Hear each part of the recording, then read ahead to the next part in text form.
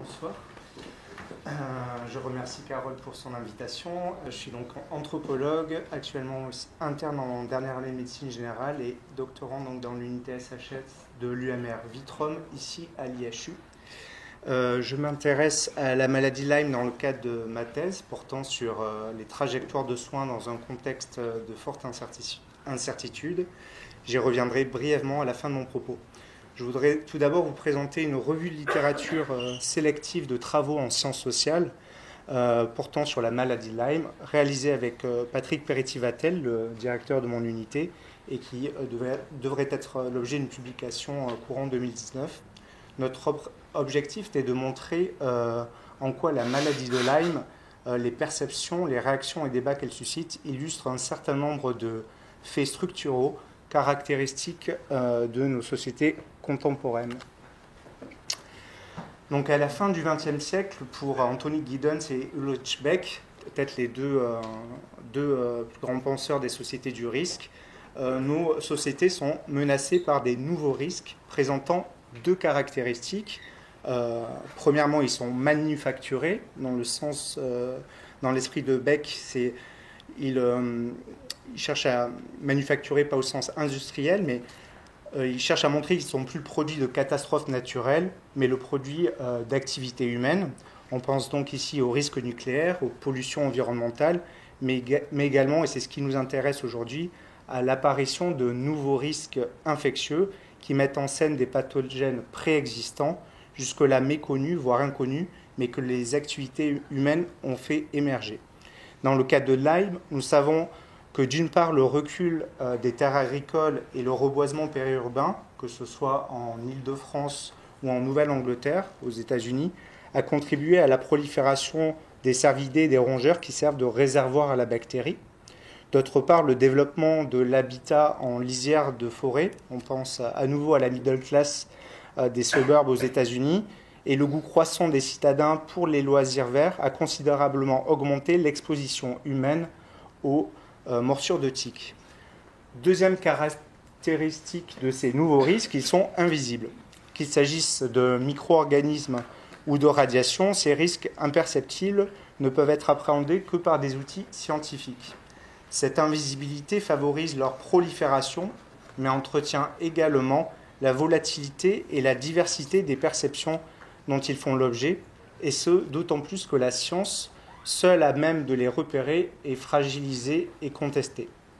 La maladie de Lyme constitue donc un excellent exemple de risque invisible, puisque le diagnostic est établi de manière indirecte par des tests sérologiques qui cristallisent une partie de la controverse entre patients et médecins. Pour le sens commun, la notion de crise sanitaire implique une menace de grande ampleur surgit brusquement et bouleverse notre quotidien. Cette conception ne résiste pas à l'analyse des crises sanitaires contemporaines. D'abord, s'agissant de leur ampleur, celles-ci ne font pas nécessairement beaucoup de victimes, comme lors de la crise de la vache folle ou des grippes aviaires. Dans la maladie de Lyme, en s'en tenant à sa forme aiguë, moins controversée, on a une incidence annuelle somme toute modeste, moins de 30 000 cas en France, même si elle est en augmentation, et avec un peu moins de 15% des cas qui évoluent vers une forme disséminée. Donc le déclenchement de la crise provient généralement de la médiatisation d'une controverse ou d'une incertitude scientifique, que ce soit du fait des autorités de santé elles-mêmes, ce qui était le cas pour la crise de la vache folle en 1996 en Grande-Bretagne, ou des associations qui jouent le rôle de lanceurs d'alerte.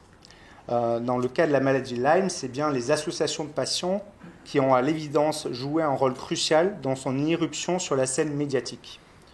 On peut également parler de crise endogène dans la mesure où elle est retardée et structurée par des facteurs organisationnels. Dans le cas de la maladie de Lyme, le cadrage a d'abord été infectieux, centré sur la bactérie, le diagnostic et les soins, et plus tardivement vectoriel, c'est-à-dire prenant en compte le vecteur, ses réservoirs, ainsi que les interactions entre écosystèmes et modes de vie. Et ces deux cadrages se sont longtemps ignorés mutuellement. Inversement, lors de l'épidémie du chikungunya survenue à La Réunion en 2005, le cadrage vectoriel s'est imposé d'emblée, orientant l'action publique vers la lutte contre les moustiques du genre Aedes. Si la lutte contre la borréliose de Lyme entend enrôler les profanes, encore faut-il comprendre comment ceux-ci perçoivent le risque. Les perceptions profanes de la maladie de Lyme sont hétérogènes. Elles dépendent évidemment du contexte, comme habiter une région où cette maladie est endémique ou émergente. On retrouve toutefois dans les études consacrées au risque Lyme des invariants de l'analyse des perceptions des risques déjà observés sur de très nombreux objets. En effet, les risques sont perçus de façon plus aiguë par les femmes ou encore par les personnes à faible niveau socio-économique. Le risque perçu pour soi-même est presque toujours inférieur au risque perçu pour les autres. C'est le classique biais d'optimisme. Les profanes et les experts ne partagent évidemment pas les mêmes perceptions pour un risque donné. En effet, les profanes ne réduisent pas un risque à sa probabilité d'occurrence et à sa gravité, mais prennent en compte d'autres dimensions, notamment le fait qu'un risque soit perçu comme plus ou moins contrôlable individuellement, que l'exposition au risque soit perçue comme volontaire ou involontaire, juste ou injuste, que les dommages soient immédiats ou différés, effrayants ou anodins, que ce risque soit considéré comme familier ou mystérieux, ou encore que qu'il fasse l'objet d'un savoir scientifique stabilisé ou au contraire controversé. Dans les études sur la perception du risque Lyme, toutes les conditions sont réunies pour une perception du risque accrue.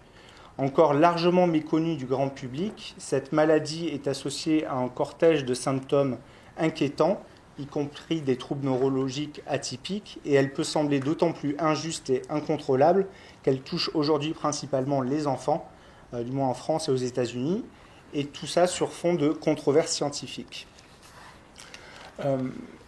Un autre phénomène aussi récent, c'est le poids des récits personnels dans la construction sociale des perceptions du risque infectieux. Avec le développement d'Internet, la multiplication et l'accessibilité des récits personnels, finalement, la principale source d'information pour les profanes, c'est le récit.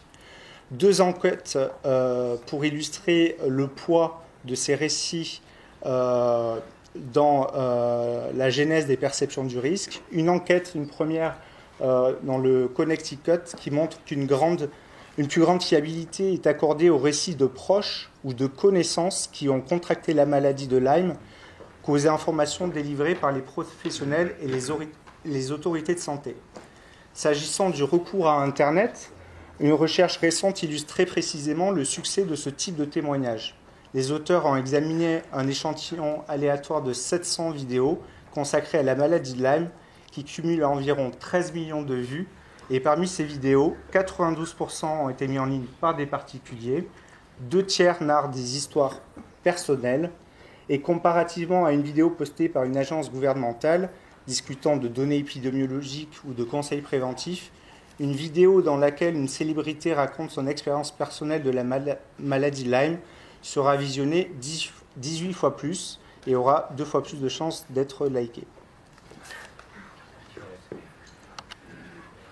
Alors, la concurrence des savoirs aussi, elle oppose pas forcément seulement les profanes aux experts, mais elle divise également les experts. Donc je ne reviens pas sur la controverse aux États-Unis qui a opposé la société savante, l'infectious, l'équivalent de la SPILF, à un collège de praticiens proclamé International Lyme and Associated Disease Society. En France, on connaît tous le contexte donc, de ces sociétés savantes, la SPILF, le CNGE qui a décidé de ne pas suivre les recommandations de la HAS. Tout ça pour dire que le Lyme chronique illustre en cela le désenchantement de la science contemporaine qu'analysait Ulrich Beck. Après avoir désenchanté le monde, la science s'est désenchantée elle-même. Elle produit désormais une multitude de résultats hyper spécialisés, parcellaires, provisoires, conditionnels et souvent contradictoires. La science n'est plus ce qui permet de départager des opinions contraires ou de disqualifier des préjugés. Cette balkanisation des savoirs est bien sûr amplifiée par les nouvelles technologies d'information et de communication qui nourrissent la prolifération des controverses et contribuent à fragiliser davantage le savoir des experts, lesquels suscitent désormais une grande défiance au sein de la population générale. L'irruption donc des profanes sur la scène publique et dans le champ scientifique n'est pas nouveau. Peut-être qu'avec la controverse relative au Lyme chronique, une nouvelle étape dans cette immixtion des profanes est franchie. Les patients revendiquent désormais une légitimité à établir un diagnostic en se fondant sur leur propre expérience. Face à une menace invisible, dont les traces et les effets échappent aux dispositifs scientifiques, il s'agit à chaque fois pour les profanes d'accumuler des témoignages et de procéder à une socialisation publique de leur expérience dans la perspective de faire connaître une nouvelle maladie. Cette légitimité incorporée du malade, qui prétend constituer les témoignages de patients en source de savoir, était déjà en gestation dans l'activisme des patients séropositifs à la fin des années 80. Aujourd'hui, elle est clairement mise en avant par les associations qui militent pour une reconnaissance du Lyme chronique. Ainsi, auditionné par le Haut Commissariat à la santé publique, l'association France Lyme a choisi d'y présenter un témoignage d'un médecin qui serait atteint de la maladie de Lyme depuis 6 ans. C'est dans ce contexte, donc, je vais terminer là-dessus sur mon projet de recherche, dans ce poids croissant des associations de patients dans la mise à l'agenda public de la maladie de Lyme, mais aussi l'importance des récits personnels, que s'inscrit mon projet de recherche qui cherche à penser l'intrication, c'est un concept en anthropologie, entanglement, des parcours de vie et des trajectoires thérapeutiques chez les patients suspects de la maladie de Lyme à partir de la cohorte qui est de l'IHU, que présentera Carole un peu plus tard. Mon idée, c'était de m'intéresser plutôt au monde des événements, c'est-à-dire comment les événements, qu'ils soient cliniques, donc là je reprends en fait les 3 séries, les événements de vie, les histoires, en gros l'histoire de la maladie et l'histoire des recours, c'est-à-dire les différents spécialistes et les différentes interventions médicales qui constituent la trajectoire thérapeutique. Finalement, comment ces événements s'enchaînent. L'idée, c'est de sortir un peu de l'approche classique en sciences sociales qui cherche avant tout à isoler des propriétés sociales, des variables, pour s'intéresser uniquement aux itinéraires, c'est-à-dire finalement je m'intéresse moins aux propriétés donc, des acteurs qu'à leur trajectoire. L'idée c'est en fait d'essayer de décrire la genèse des représentations en essayant de les articuler aux événements vécus dans une perspective longitudinale, à savoir à quel moment des formes de savoir sont mobilisées et intégrées aux représentations de la maladie, et en essayant de mettre en évidence dans les trajectoires des patients des effets d'inertie ou des turning points, c'est-à-dire des moments décisifs qui vont caractériser ensuite le parcours de soins. Donc rapidement sur la méthodologie, je terminerai là-dessus. Donc c'est dans le cadre de la cohorte Lyme à l'IHU, il y aura 1 heure d'entretien où mon principal objectif sera de reconstituer la trame biographique à partir des calendriers d'événements de vie qui ont été ce qui est une méthodologie produite par les démographes de la santé. Et mon approche biographique, l'originalité, ça serait d'essayer d'articuler la perspective classique qualitative juste d'analyse de récit avec une approche plus quantitative, avec des analyses de séquences qui cherchent en fait de séquences temporelles, qui cherchent à identifier finalement des groupes de trajectoires, c'est-à-dire comment dans les parcours de vie des patients, certains groupes peuvent être décrits. Voilà, je vous remercie.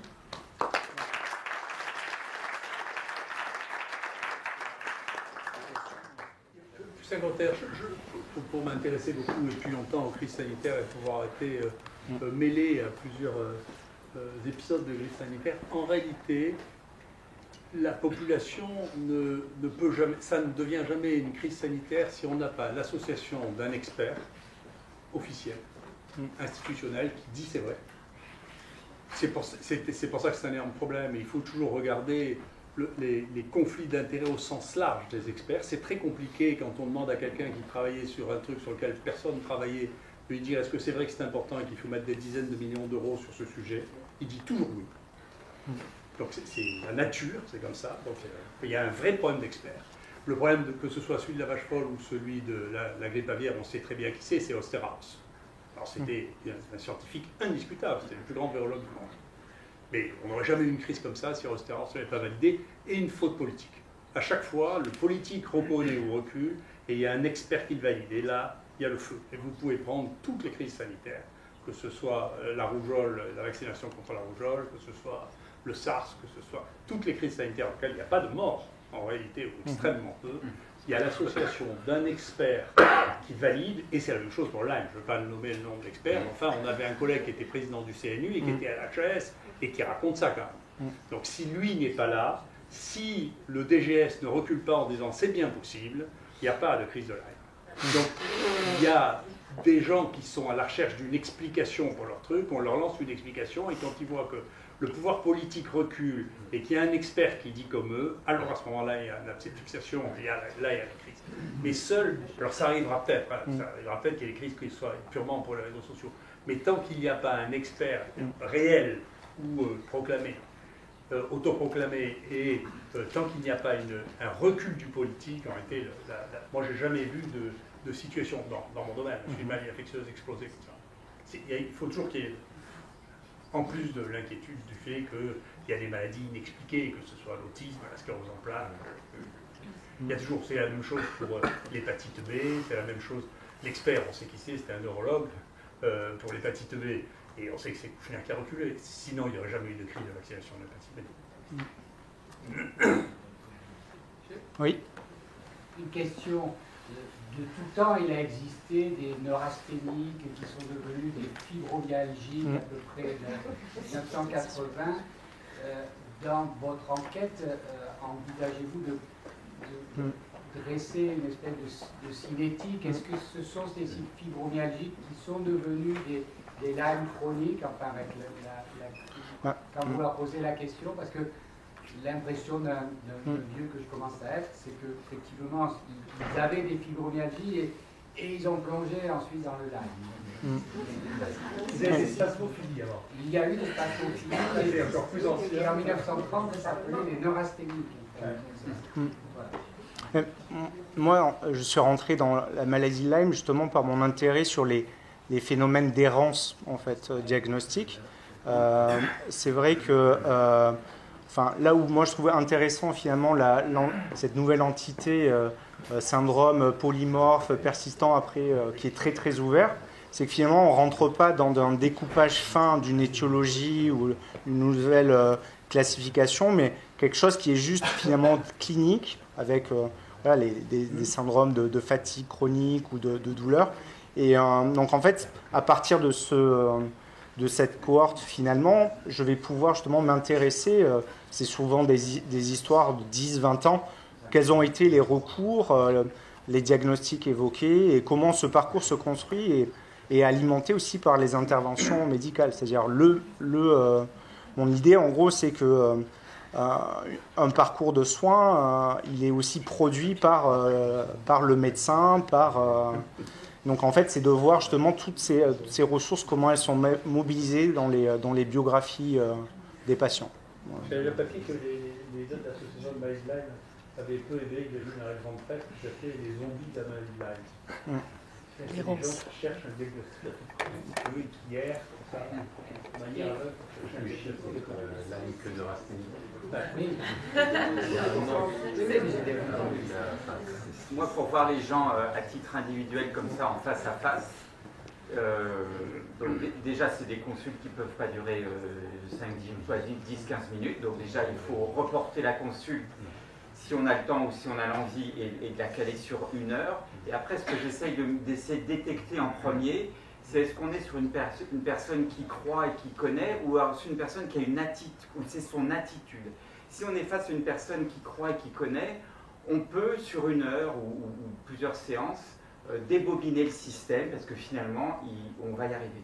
Si c'est une attitude, c'est eux-mêmes, et vous ne pourrez pas les changer d'avoir l'attitude d'avoir la maladie de Lyme. Et donc là, ça peut être... Donc après, si on fait de la vraie psychanalyse ou psychiatre, on peut leur se demander pourquoi ils ont cette attitude-là, mais là, on part sur trop loin. Mais moi, quand je cale ça sur 1 heure, j'essaie de voir si je peux démonter, et après, ça se ressent, il faut avoir beaucoup d'écoute et de bienveillance, de reconnaissance, ne jamais se mettre plutôt en position basse, ne jamais dire qu'ils n'ont rien, acter qu'ils ont ça, et dans cet acte qu'ils ont ça, qu'on ne négocie pas, soit on reconstruit une histoire qui va débobiner un peu l'histoire, soit on comprend que c'est une attitude, et là, ça va être très très dur. Justement, c'est le psychiatre qui va parler. Ouais.